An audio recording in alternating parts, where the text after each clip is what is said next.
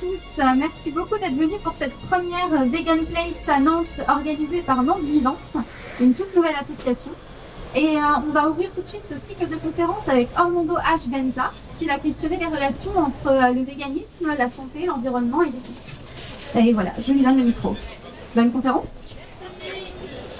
Merci beaucoup, c'est exactement ça, merci pour cette présentation. Donc cette conférence, c'est vegan pour la santé, l'environnement et l'éthique, et toute la subtilité va se jouer dans le point d'interrogation qui est à la fin. On va donc regarder un petit peu ici quelle est la relation en fait entre le véganisme, les justifications qu'on peut y apporter avec les arguments santé, environnement et éthique. Alors, au menu pour cette conférence, et donc il va y avoir une petite introduction histoire de reposer les bases, de savoir de quoi on parle ici, et puis ensuite on regardera séparément les raisons, on va invoquer qui sont les raisons écologiques, les raisons de santé, les raisons éthiques, et puis une petite conclusion parce que bon, c'est toujours sympa. Donc le véganisme, d'abord qu'on s'entende sur ce que c'est. Ici je vais partir du principe que le véganisme donc c'est un mode de vie qui vise à refuser autant que possible l'exploitation des animaux, donc comprendre l'exploitation des autres animaux, c'est-à-dire des animaux spécisés, donc pas les humains, et exclut donc la consommation de produits d'origine animale autant que possible. Est-ce que déjà cette définition ça va à tout le monde? Ouais, on parle là-dessus? Allez. Alors, eh bien, on va pouvoir commencer à rentrer dans le vif du sujet maintenant qu'on est d'accord sur cette définition. Pourquoi adopte-t-on un mode de vie vegan? Parce que si le véganisme c'est juste un mode de vie, eh ben, il peut y avoir différentes justifications potentiellement pour adopter ce mode de vie. Alors on va regarder et commencer avec les raisons écologiques dans un premier temps. Est-ce que les raisons écologiques permettent de justifier le véganisme? À chaque fois, je vais prendre chaque argument et le décomposer en quatre. On va regarder quelles sont les conséquences et donc quel est l'état des lieux.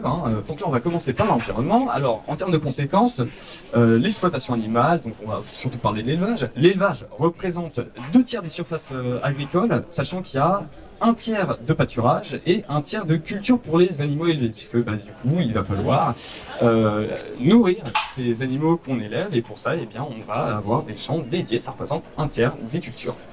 Au niveau de la pollution, l'élevage ça représente 14,5% des émissions de gaz à effet de serre, 65% de la déforestation en Amazonie. L'élevage laitier, il émet 9,2 fois plus de CO2 que ce qu'il stocke.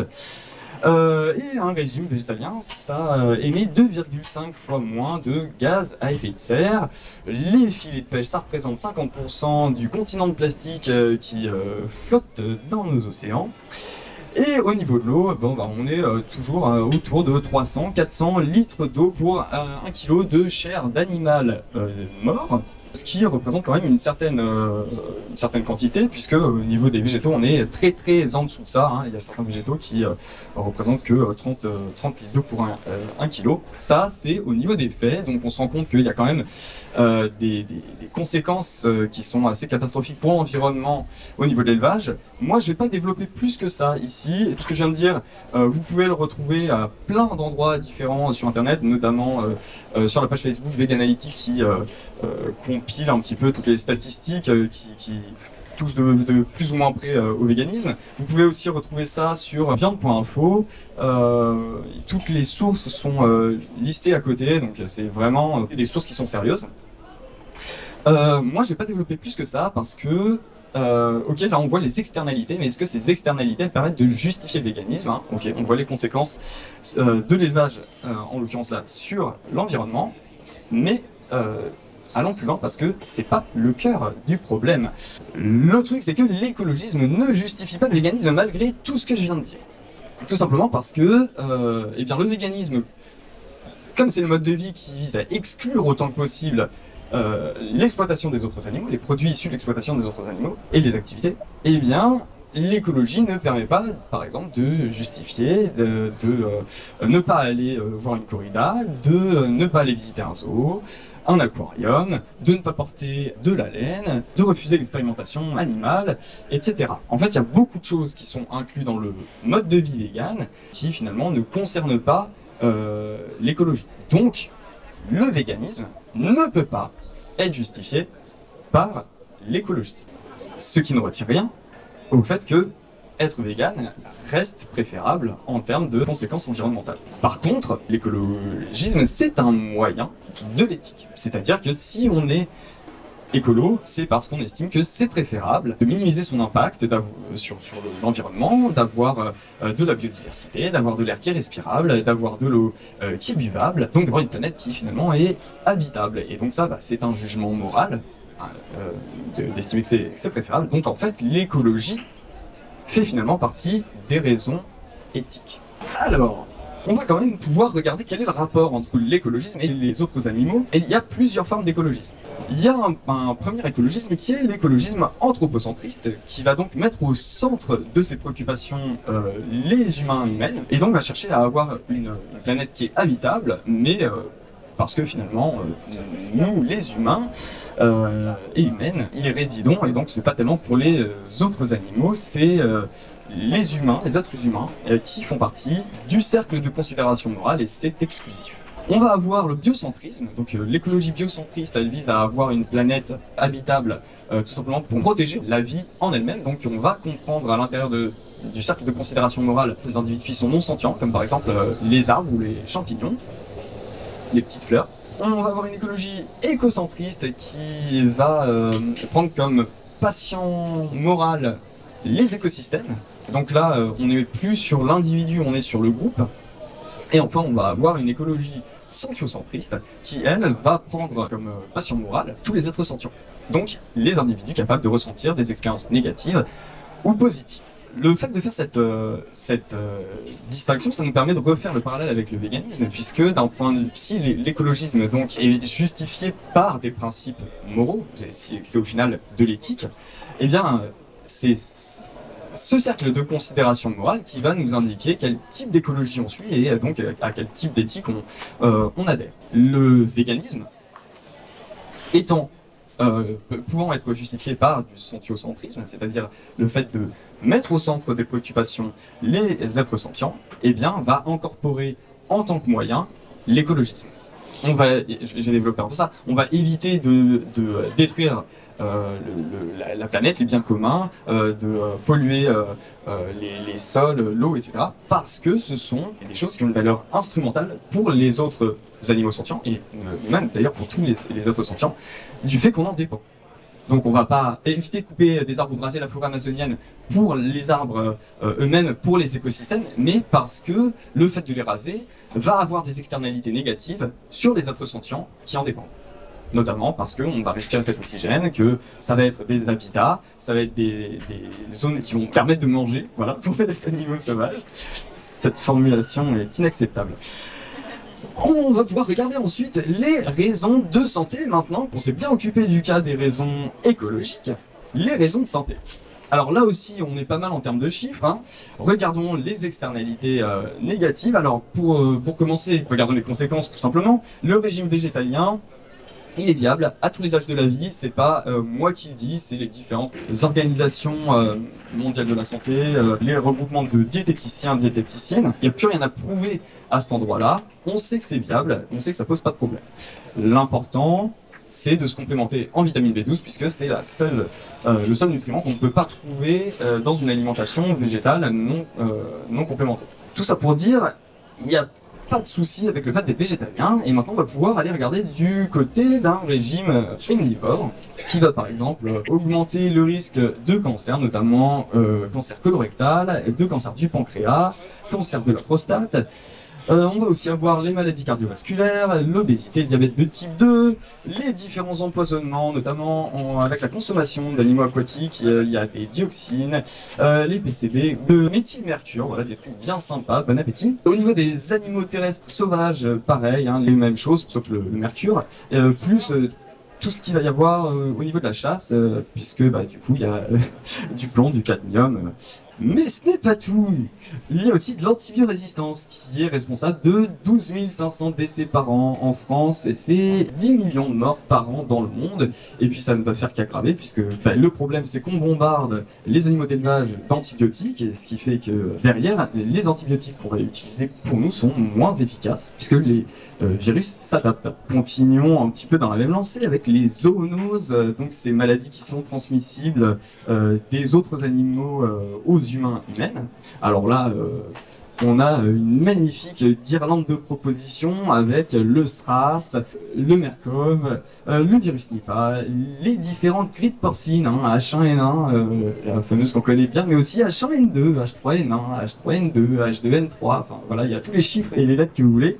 La grippe aviaire, c'est pareil, hein, on connaît H5N1, mais il y en a d'autres. Donc tout ça se transmet aux humains, hein, et c'est des bombes virales qu'on est en train de développer dans nos super méga élevages, puisqu'à force de concentrer les animaux ensemble avec des génomes qui sont assez proches, et puis en fait les maladies, les virus en fait ont des foyers de développement qui sont assez incroyables. C'est-à-dire que si on voulait élever des virus, on arriverait difficilement à faire mieux que l'élevage actuel, sachant qu'en plus on utilise les antibiotiques pas tellement pour protéger les animaux, mais comme facteur de croissance, hein. Ça leur permet de grossir plus vite, donc c'est vraiment une logique de rendement. Ensuite, eh bien, on a la listeria. Je vous fais pas la liste jusqu'au bout, vous pouvez la lire, mais on est bien dans le domaine. Là, on est bien. Voilà, 60% des 1400 agents pathogènes humains sont d'origine animale, 75% des maladies animales émergentes peuvent nous contaminer, 38% des antibiotiques consommés l'ont été par des animaux d'élevage.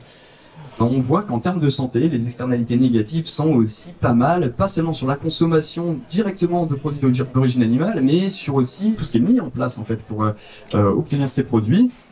Ce qui fait que même quand on est vegan, végétarien, on va quand même subir ces externalités négatives. Autant dire que manger de la viande, ça n'est pas un choix personnel, même si on excluait les autres animaux, ça va mettre tout le monde dans la panade, au niveau sanitaire en tout cas, et puis écologique comme on l'a vu avant. Mais cependant, la santé ne justifie pas le véganisme, ah là là. Tout simplement parce que, eh bien, par exemple, pour des raisons de santé, on pourrait parfaitement justifier l'expérimentation animale en disant que tester les produits sur les animaux, finalement, c'est bien hein, pour la santé humaine. Ça ne justifie pas une consommation faible de produits d'origine animale, va poser assez peu de problèmes au niveau de la santé. Pareil, les corridas, j'ai pas vu d'impact négatif sur la santé. Il y a même des gens qui ont l'air de vivre ça très très bien. Les zoos, pareil, les cirques avec animaux, pareil, le cuir, la laine, la fourrure, tout ça c'est des choses qui ne concernent pas la santé. Or, le véganisme, comme nous le disions plus tôt, c'est un mode de vie qui exclut autant que possible tous les produits et toutes les activités qui sont issues de l'exploitation des autres animaux. Donc, la santé ne justifie pas le véganisme. Aïe aïe aïe, mais que nous reste-t-il ? Se soucier de la santé des autres, c'est l'éthique. Donc là, on retrouve la même chose qu'avec l'écologisme. Hein. Encore une fois, si on s'intéresse à sa propre santé, bon, ça nous regarde, c'est pas de l'éthique. Hein. On estime que pour nous, c'est préférable d'être en bonne santé. Par contre, à partir du moment où on estime que pour les autres aussi, c'est préférable d'être en bonne santé, donc il faut mettre en place des moyens publics pour protéger, préserver la santé des autres, que c'est désirable que les autres soient en bonne santé. Alors là, on commence à faire de la morale, et finalement, cet argument santé devient de l'éthique. Et alors là, on va avoir un problème, parce que si se soucier de la santé des autres, c'est important, c'est quelque chose à laquelle on adhère, on estime qu'il faut prendre soin de sa santé, de la santé des autres, eh bien, il n'y a pas vraiment de raison d'exclure les autres animaux de ce champ de considération morale, puisque les autres êtres sentients ont aussi une santé, et qui leur importe. Voilà, donc si on privilégie la santé des humains sur la santé des autres animaux, il va falloir trouver une justification et expliquer pourquoi est-ce que les autres animaux, leur santé mériterait d'être négligée. Et pareil là, si vous avez la réponse, si vous êtes capable de justifier cette différence de traitement en fonction de l'espèce, n'hésitez pas à m'envoyer un petit mail, ça m'intéresse. Eh bien, nous pouvons passer à la troisième raison, qui sont les raisons éthiques. Alors, toujours, hein, au niveau des conséquences, on va faire un petit tour d'horizon. Qu'est-ce qu'entraîne donc l'exploitation animale ? Les animaux que nous exploitons sont des êtres sentients, comme je n'arrête pas de le dire depuis le début de cette conférence, ce qui implique qu'ils sont capables de ressentir des expériences négatives et positives, et donc de souffrir. Hein. À partir du moment où c'est le cas, un principe éthique assez commun à tous les systèmes moraux, c'est de prendre en considération cette souffrance, puisque c'est difficile d'avoir un système moral qui exclut comme principe la souffrance, qui valide le fait de faire souffrir des individus. Encore une fois, si vous avez un système moral qui trouve que c'est parfaitement acceptable de faire souffrir les individus en soi, alors cette fois, ne m'envoyez pas de mail, peut-être que j'ai pas forcément envie de faire ça. Au niveau des chiffres, en France, par seconde, c'est 37 animaux terrestres qui sont abattus. Voilà, 37. 37, 37, 37. Ça représente 3,2 millions d'animaux terrestres abattus par jour en France. On commence à arriver sur du chiffre assez important, hein, 3,2 millions, je pense que c'est assez conséquent. Je ne sais pas si vous avez déjà essayé de compter jusqu'à 1000 déjà, mais c'est long. On sent que je l'ai fait, c'est terrible. 65% de ces animaux sont des poules. Voilà, on parle beaucoup de l'élevage en disant oui, mais les vaches, elles sont dehors en liberté, etc. En fait, les vaches, c'est pas du tout la majorité des animaux qui sont tués. Dans le monde, par jour, ça représente 3,8 milliards. Donc là, on passe encore à l'étape d'après. 3,8 milliards, je pense qu'on n'arrive pas à se représenter vraiment ce que c'est. Bon, déjà 3 millions, c'est monstrueux, j'ai utilisé le terme. Mais 1 milliard, 1 milliard 300 000, enfin, voilà. 94% de ces animaux, donc de ce milliard 380 000 millions, donc 94% de ce chiffre, ce sont des animaux aquatiques.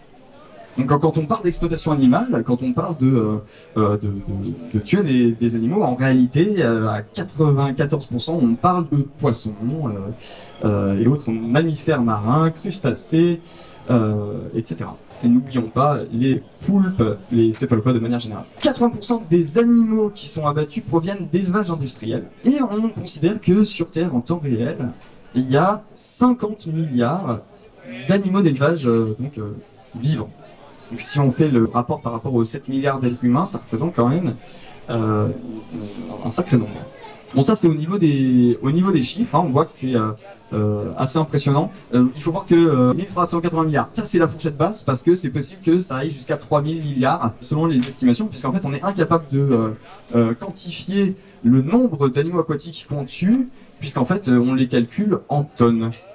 Ensuite, au niveau du type de sévice, on va faire un tour d'horizon, puisque ça fait partie des conséquences. Hein. Qu'est-ce qu'on inflige à ces animaux qu'on élève, voire juste qu'on tue, parce qu'il y a aussi des animaux, enfin il y a beaucoup d'animaux sauvages, il n'y a pas seulement les animaux d'élevage. Et donc là, il y a de l'égorgement, de l'insémination forcée, de l'enfermement, la codectomie, c'est-à-dire couper la queue, le débécage, couper le bec, les pointages, donc limer les dents ou les arracher, la contention, la plumaison, l'asphyxie, la décompression, l'ébouillantage, le débourrage, la castration, la lobotomie, enfin bref, beaucoup de choses. Dès qu'on a une manière de faire souffrir quelqu'un, généralement on va la retrouver à un moment ou à un autre dans les sévices qu'on fait subir aux autres animaux pour des raisons qui sont pas toujours de l'ordre du besoin. Hein.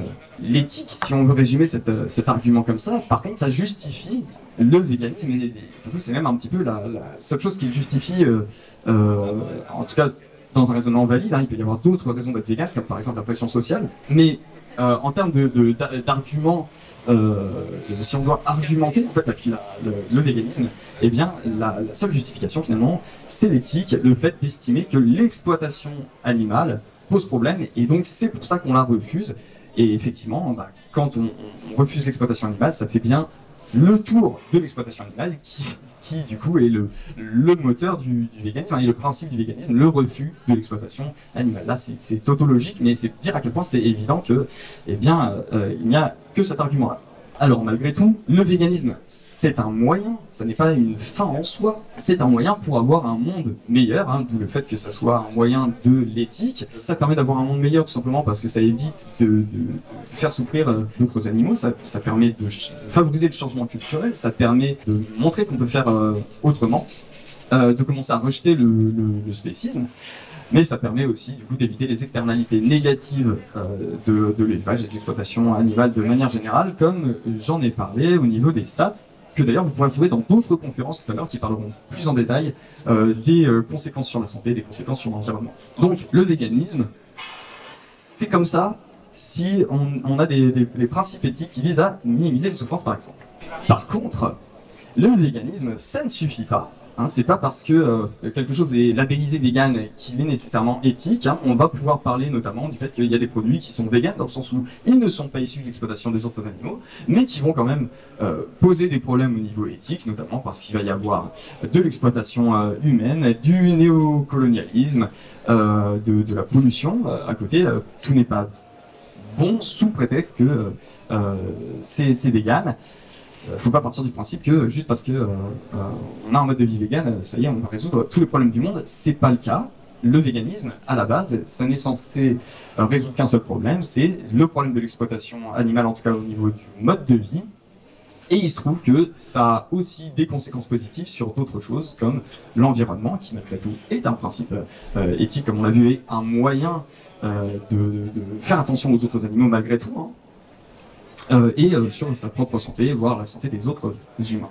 Peut-être qu'avant de conclure complètement, on peut voir s'il y a des questions-réponses, comme ça en plus je ferai ma conclusion en fonction. Est-ce que vous avez des questions par rapport à tout ce que j'ai dit? Est-ce que vous pensez quand même que c'est intéressant de dire que le véganisme peut être justifié par l'écologie, par la santé? Est-ce que voilà, vous avez des choses à dire par rapport à ce que j'ai dit? Des questions. Est-ce que vous avez des questions?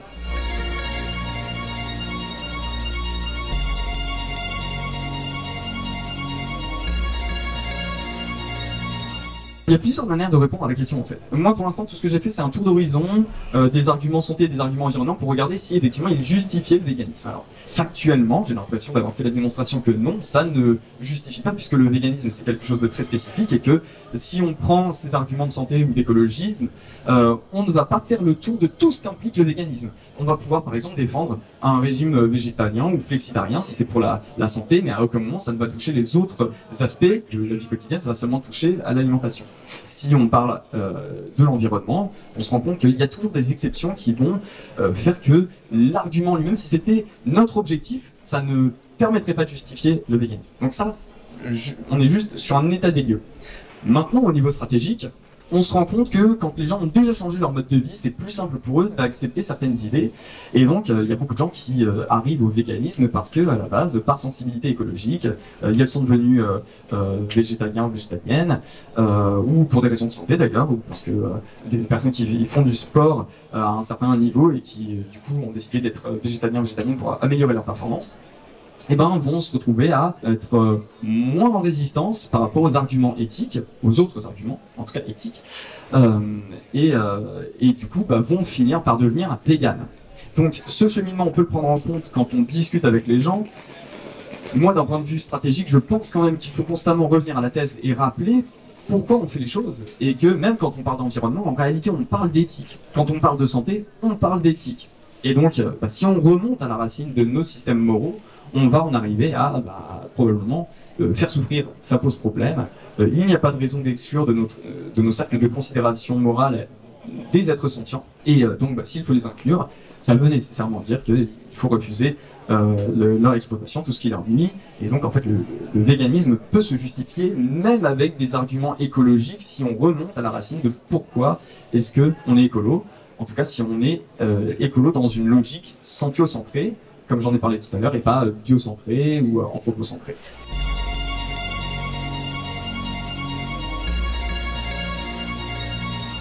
Ouais, on a du mal à connecter le fait que les produits laitiers fassent souffrir, et d'ailleurs c'est ce qui va créer les grandes tensions bien connues entre les personnes qui sont végétariennes et les personnes qui sont végétaliennes ou véganes, où en fait on va estimer que oui, tuer un animal c'est mal, mais par contre si c'est juste boire son lait ça pose pas de problème, sans percevoir que malgré tout, en fait il faut tuer déjà des animaux pour avoir du lait, hein. Les vaches ou les chèvres ne produisent pas du lait comme ça, comme par magie, il faut qu'elles aient un enfant, donc il faut généralement les inséminer si on veut avoir de quoi nourrir tout le monde avec du lait, du fromage. Il faut tuer les petits, il faudra de toute manière les tuer elles quand elles ne seront plus assez productives.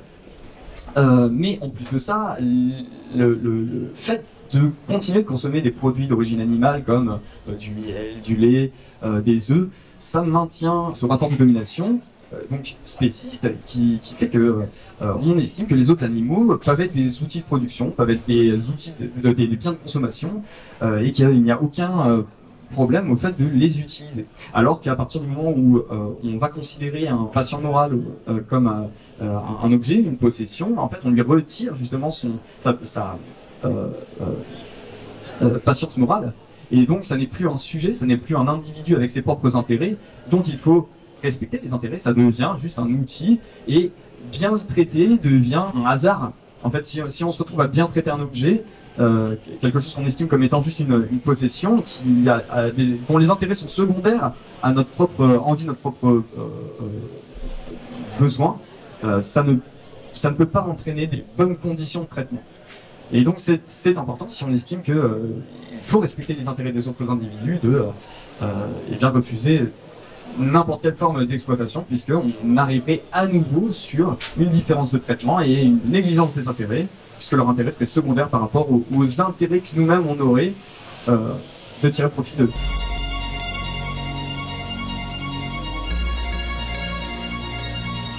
C'est mon avis personnel, je suis pas en train de dire que c'est une vérité générale, d'ailleurs c'est le cas de beaucoup de choses que j'ai dit là, à part quand je donne des chiffres, que je fais les démonstrations logiques. On peut être vegan et de droite au même titre que on peut être raciste et de gauche, quoi. Ça va être compliqué parce que y a un principe de cohérence et je pense qu'à un moment ça va coincer dans le sens où si on prend les valeurs de droite. Moi, je vais rentrer complètement dans le personnel. J'ai du mal à voir comment est-ce qu'on peut justifier rationnellement les idéologies de droite. C'est tout simplement parce que la méritocratie me semble être complètement déconnectée du monde dans lequel on vit, puisque le monde dans lequel on vit me semble déterminé. Et donc à partir de ce moment-là, bien tout ce qui est libre arbitre, méritocratie, ça va être un peu compliqué. Donc comme de base, je vois pas bien comment est-ce qu'on peut tenir un discours de droite qui soit rationnel. Je vais pas rentrer dans le détail de tout ce qui me semble irrationnel dans les idéologies de droite. Vu que le véganisme c'est un principe de cohérence par rapport à des valeurs éthiques et qui sont des valeurs de progressisme, de respect des autres, de liberté individuelle, ça m'a l'air de rentrer assez en contradiction avec ce qu'on peut défendre à droite. On pourra, donc peut-être que je caricature un petit peu, mais dans une logique de droite, on pourrait parfaitement se dire que les animaux, ce qui leur arrive, ils avaient qu'à faire attention à eux, quoi, à mieux se passer au niveau de la sélection naturelle, et voilà, c'est un peu la loi du plus fort. Si on applique le principe capitaliste à l'exploitation animale, les animaux, cher, hein. Voilà, fallait mieux se démerder. C'était il y a quelques millions d'années qu'il fallait se plaindre. Maintenant, c'est trop tard. Donc voilà, là, vraiment l'enceinte est de droite. Hein. J'ai très clairement prévu de faire une suite de vidéos qui va justement parler du véganisme et du clivage gauche-droite, des valeurs de droite, de gauche, etc. Et d'ailleurs j'ai déjà écrit un article sur le sujet et il peut se retrouver en ligne sur notre site internet. On va conclure. Donc, je ne dis pas qu'il ne faut pas être écolo. Je ne dis pas qu'il ne faut pas faire attention à sa santé, je dis juste que le véganisme n'est pas justifié par ces arguments-là. Ça ne permet pas de faire le tour, ça ne permet pas d'englober tout ce que le véganisme comprend. Par contre, à titre personnel, j'estime qu'il est préférable d'être aussi écolo, de faire attention à la santé des autres. Au niveau de votre santé, vous faites ce que vous voulez à partir du moment où ça ne concerne que vous, parce que je suis scientiste et que j'estime que quelque chose pose problème à partir du moment où il génère des souffrances, des conséquences négatives et notamment sur les traitements qu'on inflige aux autres. J'espère que cette conférence vous a permis de peut-être apprendre des choses, d'y voir peut-être plus clair, ou bien vous n'avez rien appris et on était déjà d'accord ou pas d'accord, j'en sais rien. Si vous n'êtes pas d'accord, j'ai un stand et n'hésitez pas à passer, je serais ravi d'en discuter. Si vous étiez d'accord, eh bien écoutez, c'est cool. Et voilà, je voudrais remercier du coup les personnes qui ont permis à cet événement d'exister, les organisations, donc Kylian, One Voice, Non Vivante bien sûr, L214, Anonymous for the Voiceless. Au niveau des ressources, notez vite, il y a beaucoup de choses, si vous connaissez un petit peu le milieu, si vous êtes vegan, si vous êtes antispéciste, vous allez connaître. Bien sûr, sentience.pm, le site de référence sur la sentience et le sentientisme, Vegan Pratique et questions animalistes, l'amorce, Vegananalytique qui se trouve sur Facebook ou sur Twitter, qui est une mine d'or en termes d'informations, retrouver les études, etc. The Critical Vegan qui fait aussi un travail sympa d'analyse de données. Et puis au niveau des vidéos, comme un poisson dans l'eau, le podcast qui est incroyable, Mangayo qui arrive à expliquer les choses comme personne. J'ai fini. Je vous remercie d'avoir assisté à cette conférence. Je vous souhaite une bonne Vegan Place et une bonne dégustation des conférences à venir juste derrière la mienne. Merci beaucoup.